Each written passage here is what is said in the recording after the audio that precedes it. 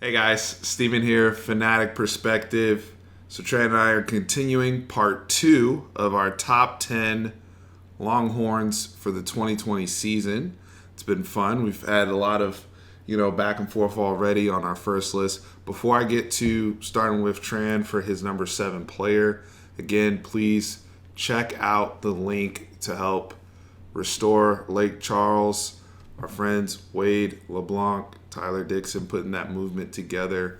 They were damaged, significant damage and loss in lieu of Hurricane Laura. So we were looking to help our friends there in the area of Lake Charles. Link is below. Hit that link for the GoFundMe.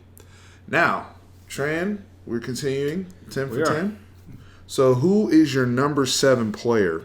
My number 7 player, he was already mentioned in the last video, but it's DeAndre Swift. It's no surprise that it's no shock that I'm a huge fan of his. It's been said multiple times. It's really hard to find a guy his size, almost 350 pounds, and has the motor that he has. I always bring up the Georgia game where he chased down, I forget DeAndre Swift. Was it Swift? We chased him down and got an ankle tackle.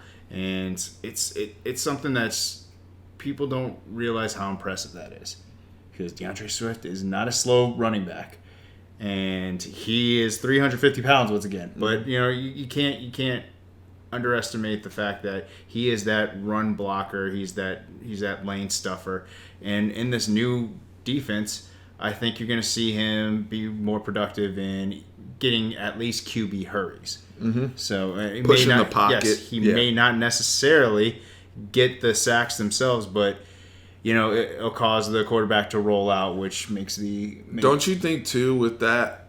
Well, to your point of rolling out, like with him being able to push the pocket, theoretically with the defense we have, should create more sack opportunities for everyone else around him. Yes, and 100%, I agree with that, and. And the reason why I think he's going to get that uptick in QB hurries or pressure is because I don't think there's going to be that many double to triple teams on him anymore. They have to line up against the 4-man front, so someone's got to block him. Otherwise, they're going to go untouched, unappeased and if they just block him directly. Someone else is going to get the sack, but he will actually, he'll show that he's a grown man and just push people back now if he's one-on-one with everyone. I think the pass for me, going back to that again, the pass rushing stuff and just again the things you don't see on the stat sheet, the hurries, the batted, you can do bad at the line of scrimmage, but even hits to the quarterback, the things that aren't appreciated as much from the defensive lineman perspective, even double teams, yes, in the run game, but hey, if he's keeping Juwan Mitchell's jersey clean, if he's keeping Deli's jersey clean and Overshown's jersey clean, and all the guys that are, the cavalry's coming, right? So I'm totally on board with that. I do have a question about one of the people on your list that I forgot to ask in the first video. Chris Brown, who you had on the list, and everybody, again, we're talking about how big he is. Is he too big? So it could be. Do you know what I mean by that? No, yeah. There's people who just blow up too big and get too muscular. I think it really mostly affects people who control the ball, running backs. I think running backs definitely can get too big because their arms get too big and they can't protect it as much. From his standpoint, I've seen a lot of defensive backs who have that juice on them, and not juice, but yeah, be careful. Yeah, but Matthew's like, hey, but who have that, that shred to them. But the thing is, like, the brother six pack was out there the other day, and then we see the picture today, and it's not like to the point of like LaRon Landry, who wasn't even like that at LSU, but like when he got to the Redskins over a couple years, all of a sudden, seemed like his bodybuilding career was more important than his. Now he looked like the Abomination from Incredible. It was like, it was like the brothers traps alone were like. No, I get where you're coming from. So I like my flexibility and dexterity with my guys. I don't mind it if we see him with that quick twitch speed, That's fair. And that explosive speed. And plus, it also could be just that he just looks ripped and cut up. He could still have that function. The guy looks strength. like he has less than 2% body fat right now. So. He looks like he's changed his body since pictures from when he first came in. So I was just curious. So I'm ready to draft. I have my fantasy draft tomorrow, so I'm like in draft mode. But we're still at 7, right? Yep. So my number 7 player is going to be my guy Chita Ingram. As one of the founding members of the Chita Ingram fan club, I've been defending within the UT fan base against the slander against this man's name, the lack of appreciation for what he does, what he has done in his first 2 years being here. First, he was partnered with Trey Watson in 2017 or 2018, excuse me. And then the 2019 season, what he was able to do, battling injuries all year, but still finishing over 800 yards, still having six yards a carry, leading the team in touchdowns, and being a weapon in the pass game to the point where we saw in the Alamo Bowl, when he looked good, and I always talk about like when he doesn't have that knee brace on, the explosiveness and the catching with contact. That LSU game and the drop. Mm-hmm. It's this fan base has reacted. We need to stop grading him off of that one play. But people have just thrown the whole the guy's whole. It's partly that, and the other part is his running style. He runs completely different from Roschon, right? He has that Le'Veon Bell patience, really trying to find the hole. He's not pressing the hole as much, but the hesitation of trying to find the cutback lane to get an explosive run. Now we saw him generate that at times last year. The Baylor game comes to mind too, where he was able to break off a run or make a play. So Chita has all those things in his bag and can be health willing. It's the biggest thing, but can be as good a back. There's a reason why he was a Doak Walker preseason candidate. And his resume, as of now, when you look at the efficiency and yards per touch, he is one of the best players, not just on our team, but in the Big 12. So that's my number 7 player. So just a quick spoiler alert for future picks for mine. He actually didn't make my list. I am a fan of his, and I like the way he runs and everything like that. The thing that just that scares me is his injury history. It doesn't seem like he's playing, but he's always playing with a nagging injury that affects his play. Now I'll take his effective play at six yards a carry, but I just think that he's going to be a 6 yard a carry guy for his whole career here at Texas, which is we will take that. That's a first down single. That's elite. It's a first down every single time, but that's the reason why, the main reason for me is just his injury history.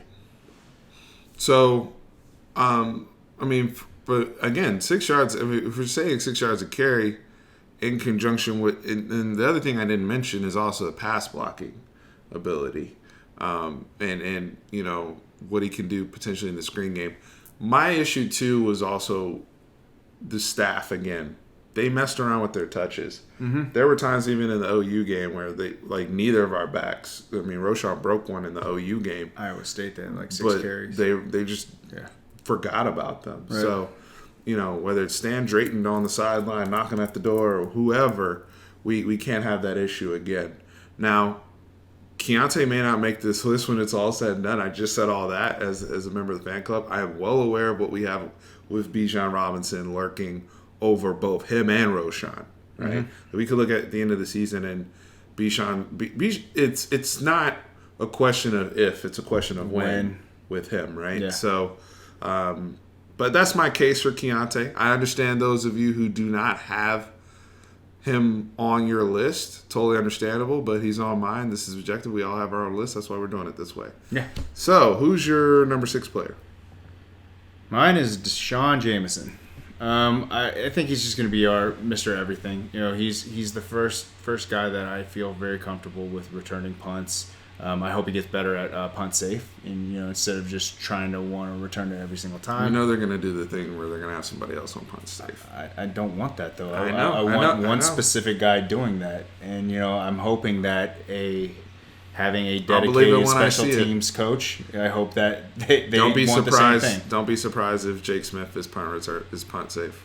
Okay, but I agree with you, but it just bothers me, because I got you. Yeah, but he switched over to cornerback last year, and what did he do with that limited experience at corner last year? He led the team in interceptions with 3. He had 3 passes defended. He had a total of, I think it was 30-ish tackles. And he's also, like we talked about, he's going to be our special teams returner, whether it be kickoff return or punt return, which I believe he's the only person on our team that has a touchdown of each. His averages are 25 yards a return for kickoff, and I think he was the only one last year. Maybe Brandon Jones had a positive return. Brandon Jones, but he was at 16 yards.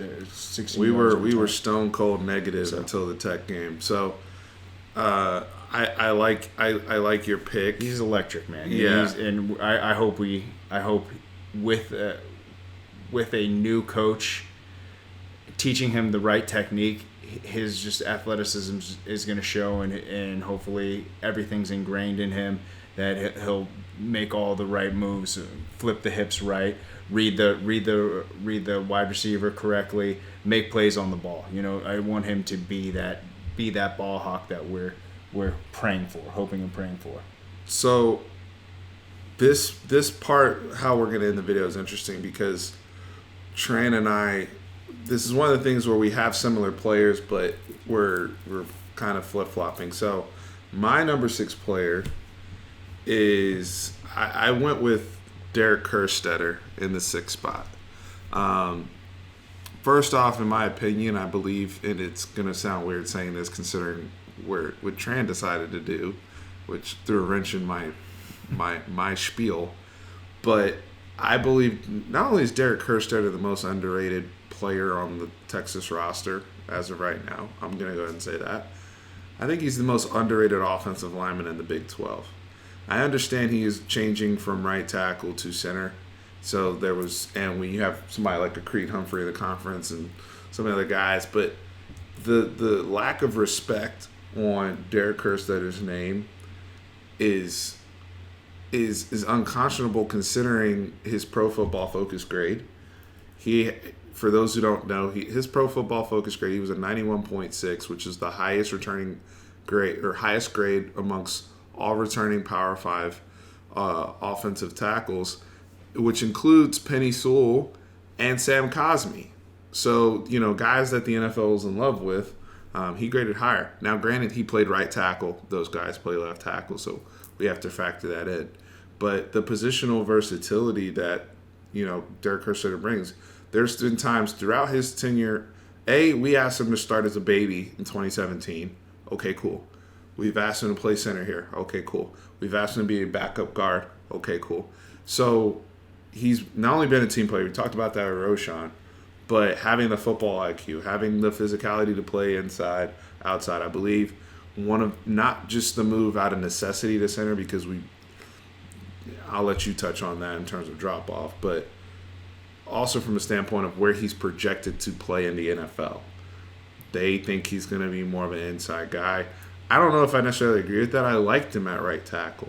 I know from a right tackle standpoint, you want your guy to be more of that run, mauler type of dude, and he was more finesse. But I'm a big Derek Kerstetter fan, and I feel, you were comfortable taking Jamison at 6. I'm comfortable taking Kerstetter at 6. Yep. So I guess this is where you're talking about where we're flip-flopping. So, so at my 5 pick, it's Kerstetter. And, strictly because of the versatility that you talked about. I mean, he's played right tackle, he's switching over to center, and I do think that in some ways he may be more important to our offensive line than Sam Cosmi. If Sam Cosmi, knock on wood, I do not want this to happen, if Sam Cosmi got injured, I think we the drop off in play wouldn't be as terrible as the drop off in play would Tyler be. Johnson's a good prospect. Yes. Right. I agree with that. From our center perspective, because even to help out Tyler Johnson, we could put Cade Brewer right there to help him out in the block in run blocking or pass blocking. We can't really do that much with if Kerstetter's not back there. And that's essentially my reasoning for him. He's so very important to our offensive line. Our offensive lines are just their rapport together. You know how they speak together. And he's replacing a good player in Zach Shackelford, but he may even be a step up from Zach. I agree. I think that could be an upgrade. Zach was first team All Big 12, and I think more so by name, but I agree it could be a upgrade there. So your next pick? So like we said, flipping. So my number 5 pick was DeShawn Jameson, who was I think kind of unanimous. I think it may have been unanimous. Yeah. Preseason All Big 10 first team. 12. Big 10. You're thinking about them canceling. I know. I was just thinking about that canceling. I can't believe I said that. Yeah. I was thinking about it too. Yeah. Big 12 first team. DeShawn Jameson.